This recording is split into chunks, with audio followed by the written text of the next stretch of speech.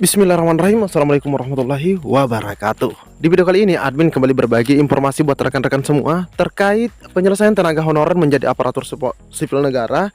Dan di video kali ini admin kembali ingin berbagi informasi terkait dengan jadwal juga, terkait dengan jadwal dan terkait dengan afirmasi atau penggunaan sertifikat ya, penggunaan sertifikat teman-teman ya. Jadi di sini nanti kita akan bahas terkait jadwal, terus portal SSCASN dan juga terkait dengan sertifikat. Jadi silahkan disimak saja videonya dengan baik, jangan di skip agar tidak salah dalam memahami informasi yang admin bagikan. Jika ada suara-suara berisik, abaikan saja.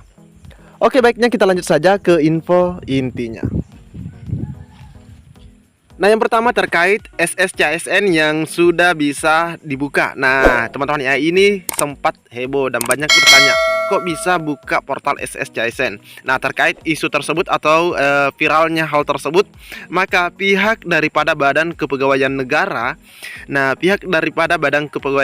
sekarang melakukan update terhadap ya portal SSCASN. Update-nya di mana? Nah, sekarang sudah muncul pendaftaran akun SSCASN 2021 Papua Barat dan Papua Barat Daya. Oke, teman-teman ya. Karena memang sebelumnya tidak ada tulisan ini yang admin perhatikan pada saat admin melihatnya, ini tidak ada. Namun, admin yakin bahwa ini belum dibuka karena pada saat admin melihat hal ini, meskipun ini tidak ada tulisan ini ya, admin langsung buka di bagian portal. Kita buka di bagian portal, maka akan kelihatan tampilan bahwa ini memang ditujukan untuk rekan-rekan kita ya yang ada di daerah Papua sana. Nah, ini kita lihat. Oke, kita tunggu dulu sejenak teman-teman ya. Nah, ini dia. Nah, langsung ada informasi di bagian berandanya. Di bagian beranda. Nah, di sini ada tulisan SSCASN Papua Barat dan Papua Barat Daya. Ayo kakak adik pantau terus informasi terkini. Nah, ini teman-teman ya. Tapi kalau memang kita buka di bagian buat akun, itu memang tidak ada tampilan atau informasi terkait pendaftaran untuk Papua dan Papua Barat Daya. Termasuk dengan tahun 2021 ini tidak muncul pada beberapa hari yang lalu. Nah, kecuali saat ini teman-teman ya. Jadi terkait portal SSCASN sampai video ini dibuat itu sama sekali belum dibuka. Jelas teman-teman ya, belum dibuka. Oke, ini yang pertama. Ada yang selanjutnya terkait sertifikat.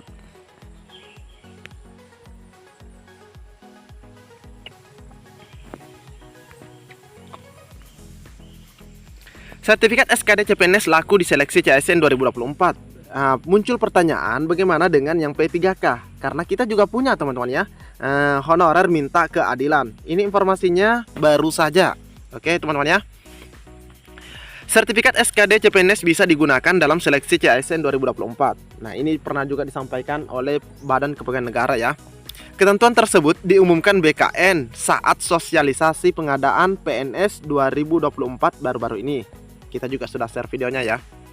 Kebijakan tersebut menimbulkan protes di kalangan para honorer. Pemerintah dinilai tidak adil dalam menerapkan aturan.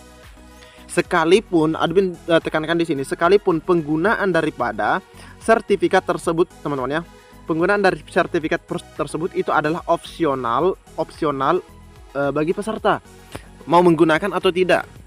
Itu opsional, itu dikembalikan kepada hak prerogatif daripada pendaftar. Mengapa PNS dan P3K terus dibedakan? Dari tahapan seleksi saja sudah kelihatan perbedaannya. Ini disampaikan oleh Ibu Nurbaiti ya, selaku Dewan Pembina Forum K2.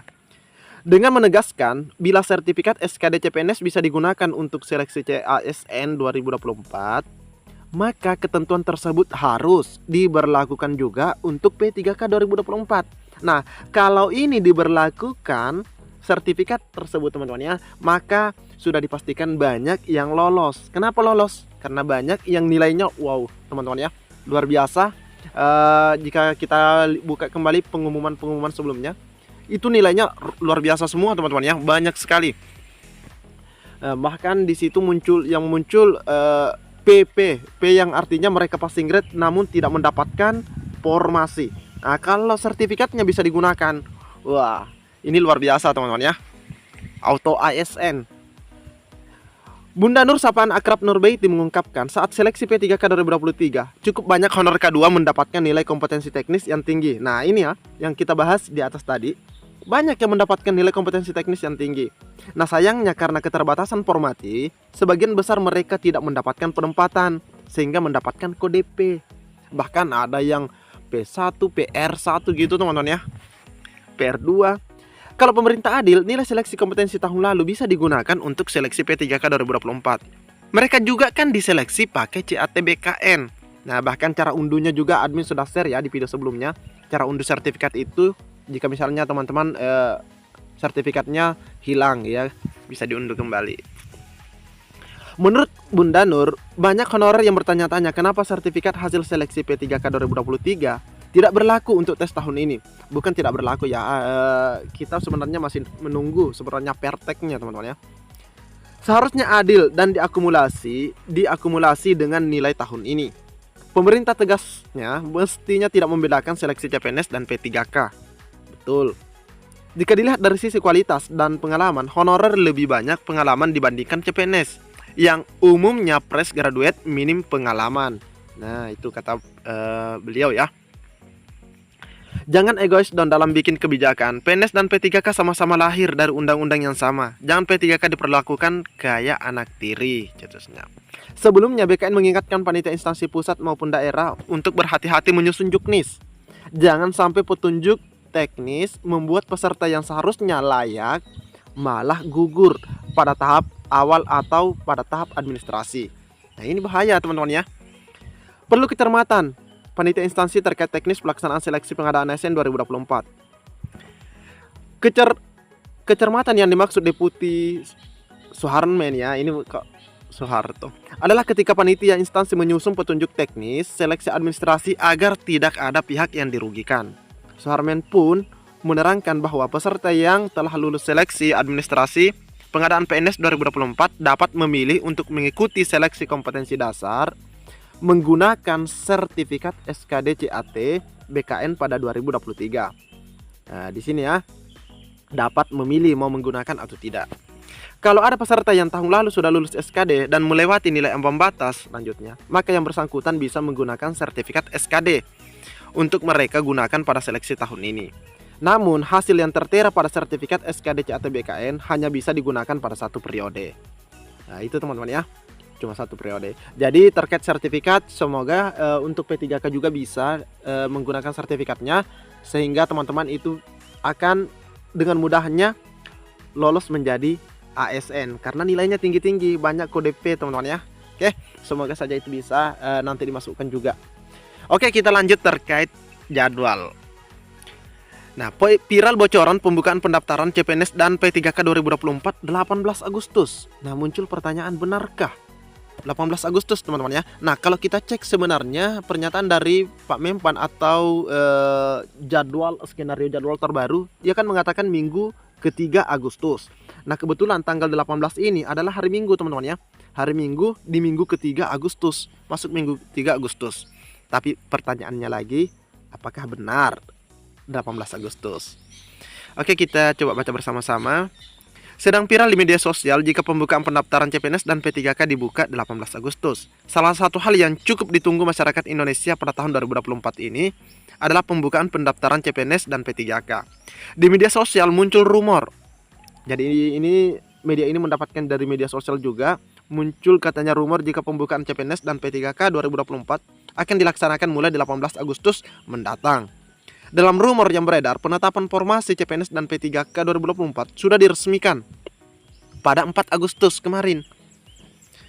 Kemudian pengumuman pendaftaran dijadwalkan 5 hingga 17 Agustus. Dan pada tanggal 18 Agustus hingga 2 September, masyarakat boleh mendaftar CPNS dan P3K. Sepertinya kalau CPNS ini belum teman-teman ya. Hasil seleksi administrasi sendiri diprediksi diumumkan 4 September 2024 dengan masa sanggah mulai 5 sampai 10 September 2024. Namun ketika bisnis.com melihat situs resmi BKN, belum ada informasi resmi kapan pendaftaran CPNS dan P3K akan dibuka. Ya, kecuali yang disampaikan Pak Harmen ya, yang sebelumnya itu minggu ketiga berdasarkan hasil sosialisasi.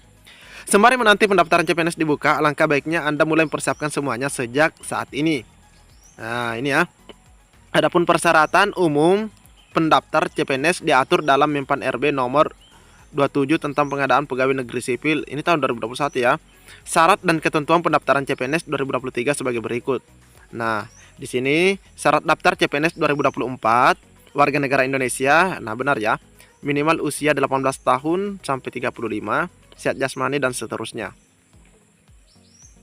Oke teman-teman ya. Jadi terkait tanggal 18 Agustus itu sebenarnya belum fix. Itu sepertinya hanya cocok logi. Cocok logi terkait minggu ketiga Agustus. Minggu ketiga Agustus.